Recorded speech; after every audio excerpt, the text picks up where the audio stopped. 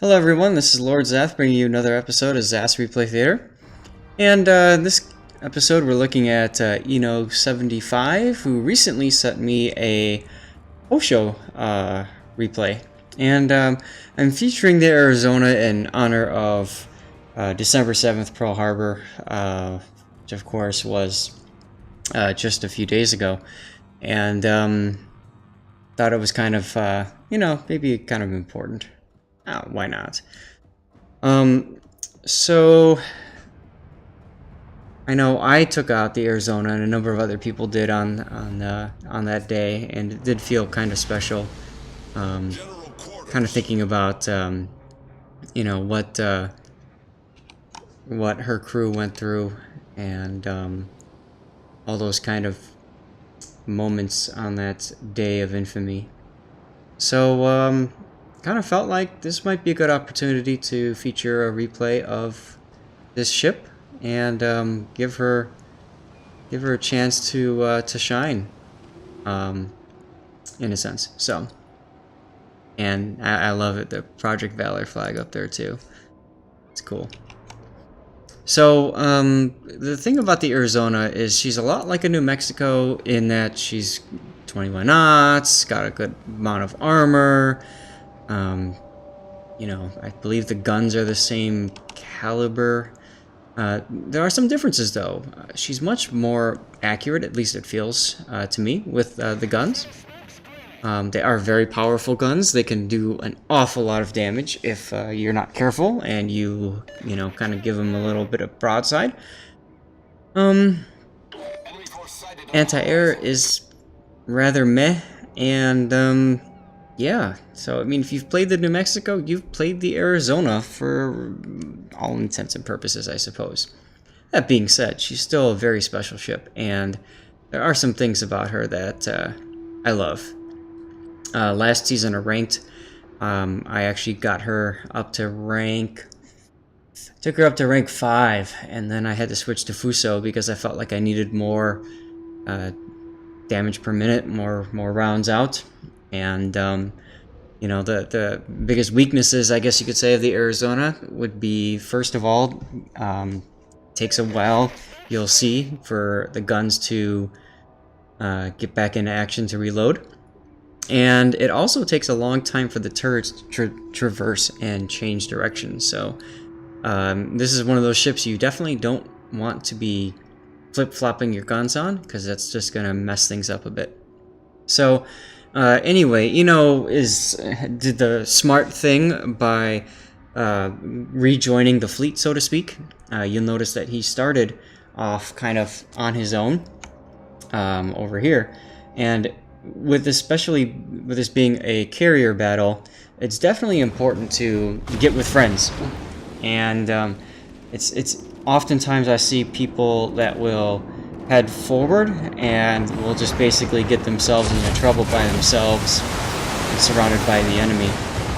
So I think he definitely did the right thing here. And we can see the Graf Space helping out with anti-air now, and the Nagato too. And is thanking the carrier for his help. You can see the carrier's fighters have come into play now as well. This is a Saipan versus a Hiryu, so kind of an even match depending on how things go. Now, you notice this is a tier 8 battle. He is bottom tier, but the Arizona can hold its own. It just you gotta be kind of smart with your usage. I think right now, for example, he's doing it good. I would be turning in and sticking closer to the island and kind of, hey, nice kill. And just kind of sticking with the Nagato. I think that you two together can do an awful lot of work on the enemy team. You'll notice he's running premium consumables, and he's got a premium spotter aircraft. Spotter aircraft is the only thing the Arizona comes with. You cannot put the catapult fighter on. And it's a very useful tool for shooting ships that are in smoke, getting that little bit of extra range to hit something from farther away. And you know, sometimes it'll spot the average torpedo and stuff that's coming into play. That being said, it's not very good at defending itself against other against aircraft. Of course, it won't shoot down bombers or anything like that. So the Arizona, of course, is very susceptible to airstrikes. Now, we notice that he's also not using any flags whatsoever, which is fine. It's a tier 6. Chances are it's gonna see tier 8 games like this battle. So sometimes, you know, if you are gonna take the ship in and you want to do everything you can to help, some flags that would be useful would be things like the flag that adds to your damage control party. So you get an extra amount of hit points, 20% more. What's that flag called? That's the India Delta flag. Another good one is India Yankee. That's the fireproof flag, so 20% less to fire duration. 20% to flooding duration is a flag you could run, Juliet Whiskey Pistol 2, although if you let a flood go the entire time, chances are you're going to die anyway. Sierra Mike, speed flag. I love running that on my Arizona. People laugh at me because I go, instead of 21.1 knots, I go 22 knots. But the important thing to me about the speed flag is it gives me that little extra edge when it comes to cornering and trying to dodge shells, dodge torpedoes, that sort of thing. So, hey, why not? And aside from that, I don't know what other flags you'd want to run. Maybe the flag that does your consumable reload, November Foxtrot, 5% to consumable reload is useful. I love how this Gneisenau, by the way, is just completely ignoring that you even exist. Now you popped your spotter aircraft. I'm not quite sure why you did that. Maybe you think that there might be torpedoes coming. And sure enough, there's the Lo Yang. And unfortunately, the Lo Yang was smart and popped smoke.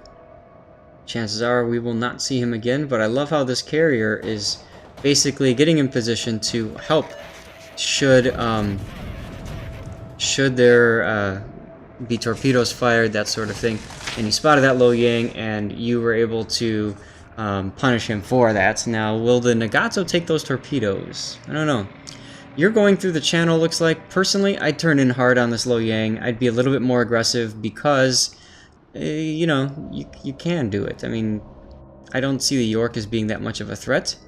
And that Gneisenau is obviously going to be dealing with the torpedoes from the torpedo bombers. So, I don't know that going through the channel here is what you want to be doing. But, you know, it's alright, it's what you're doing. Oh no! Oops.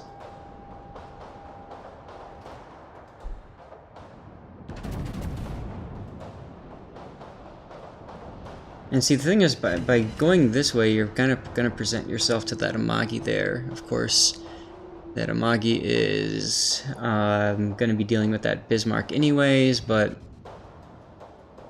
yeah, see, by going through that channel, you're allowing the Nagato to basically get hammered by the Gneisenau. Maybe the Lo Yang. Oh, hey, there he is again.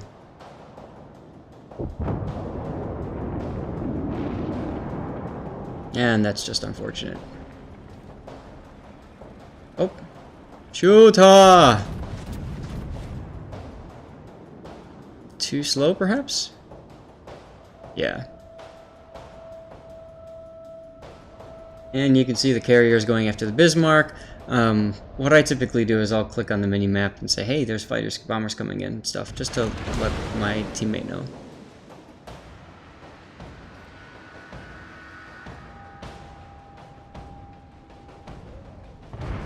At this point, I would kind of hope/expect my Saipan to be coming back in with torpedoes on the Gneisenau. That being said, he's the only target for you to shoot, so you might as well line up your shot. I see you're not running with priority target, and I think that would be a very helpful skill to be using. it would tell you, of course, that the Gneisenau is aiming at you. What is the Akatsuki doing? Okay, if you're ever in a Japanese destroyer, the last thing you want to be doing is firing your guns. Unless, of course, you are in a close encounter of the lewd kind. I think I need to take a screenshot of this. This is cool. What is going on? Alright, anyway, back to the action. And as expected, the Saipan takes the Gneisenau down. Actually, I think what you just did there is you saved that Akatsuki's life. Lo Yang was detecting you on Hydra, so the Lo Yang is most likely on the other side of the island, waiting for you to come around. And I love that this carrier is anticipating this, getting the fighters in position to detect possibly torpedoes. Although now you're pulling them away. Alright, get in there. Aim! Fire quickly! Not that great of a result there. And you're turning away, which is smart.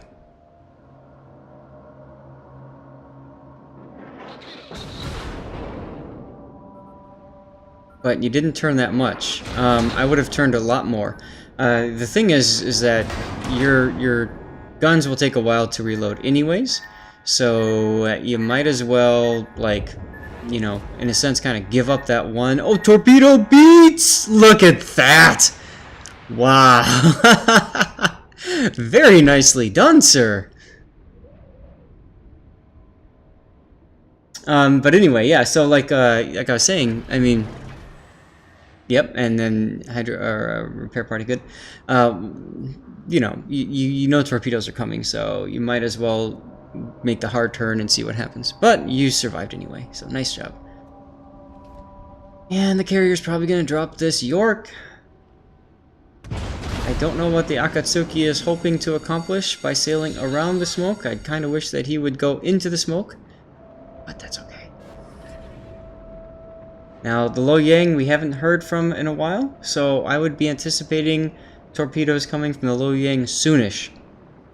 So, either turn into or away from that Lo Yang and their smoke.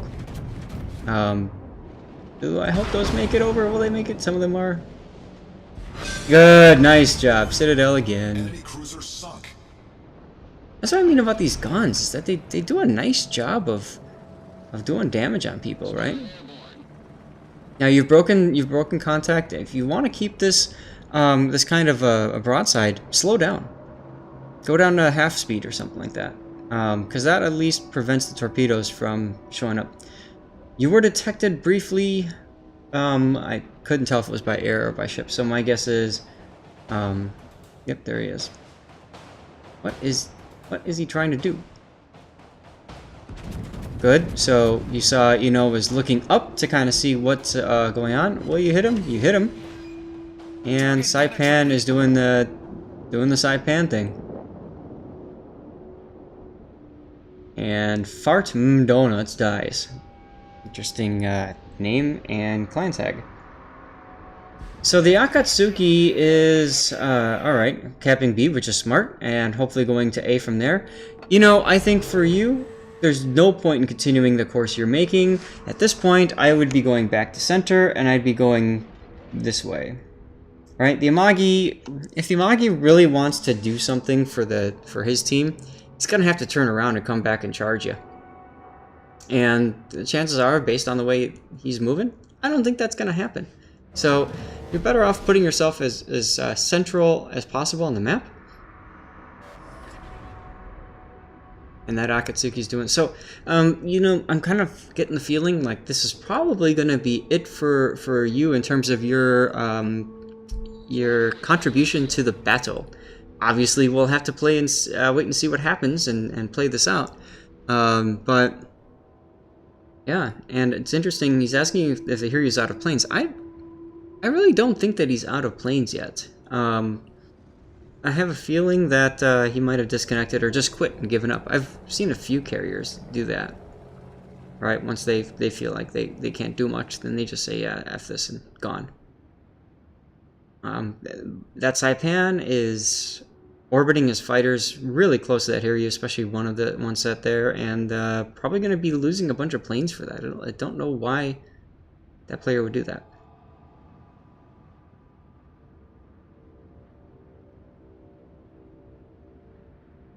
Man, we almost need to. We almost need the rowboat ability, right? Break out the rowboats and change and start dragging the ship forward. Oh, man. And no, I'm kidding, by the way. You would not be able to row faster, I don't think, at least, than 20 knots, but hey, maybe I'm wrong.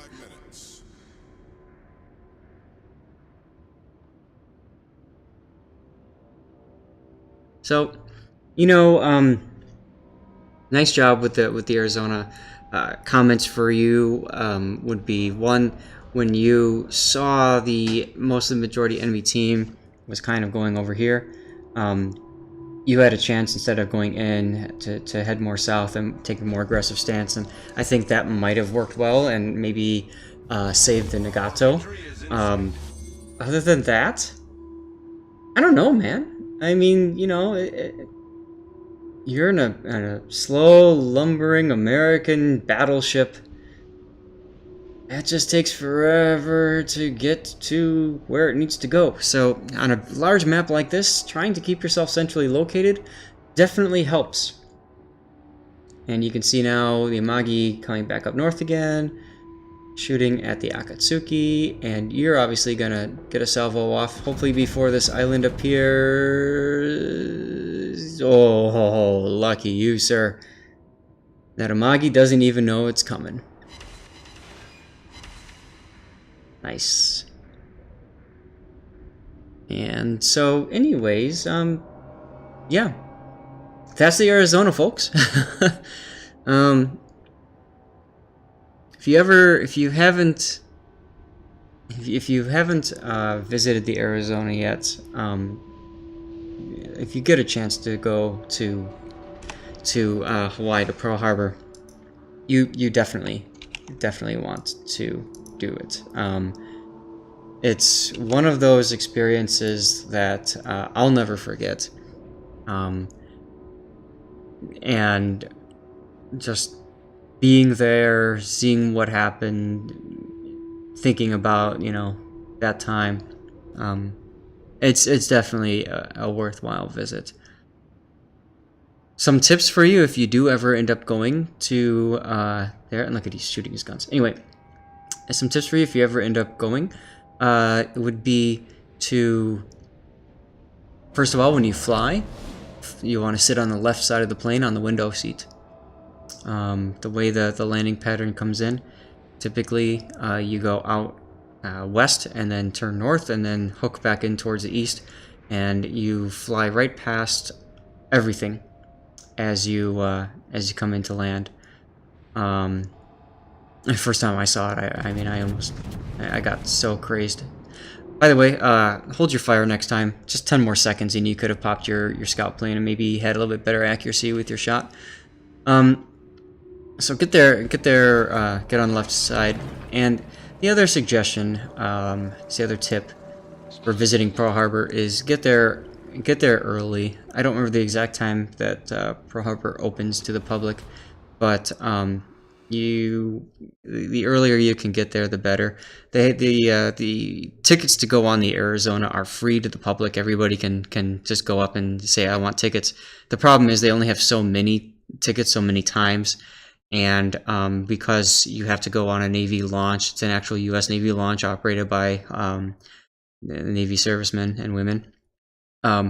You want to get those tickets as soon as possible.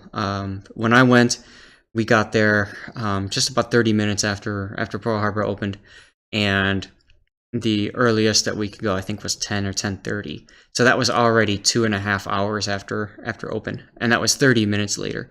When we came back to use those tickets, there were people then at 10:30 that were looking for tickets, and they had already sold out for the rest of the day.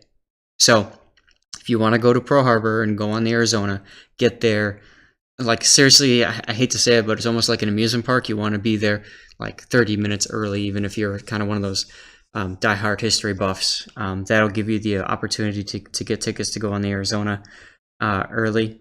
You get up there, then that gives you the ability to go on other things. The USS Bowfin submarine is great. The Missouri, obviously, don't miss that opportunity. The Air Museum is all right. It's worth checking out if you're an aviation fan. They work on a lot of aircraft there, and you can kind of check it out. But yeah, if you ever get the chance, that's I think that's definitely something worth doing. So, with that, YouTube, thank you for watching, and thanks for putting up with me and kind of pandering to history and the importance of the ship and everything. But yeah, keep sending me replays.